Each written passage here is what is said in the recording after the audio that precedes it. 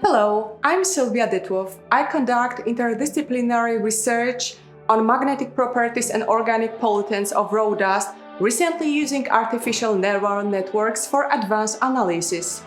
Road dust is a serious threat.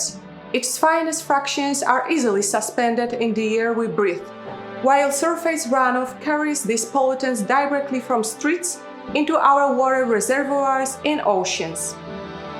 As part of my Sonata project, financed by the National Science Center in Poland, I've published 8 papers in top-tier journals in the last 2 years. 2 of them focus directly on road dust in Vienna. Out of over 20,000 abstracts at the European Geosciences Union General Assembly 2026, my research was selected for an official press conference, which accidentally started a massive international debate in German-speaking media.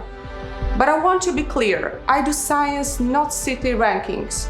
Every place on Earth is different, and my work isn't about a city's image, it's about the fact that every city can improve, no matter where it is located.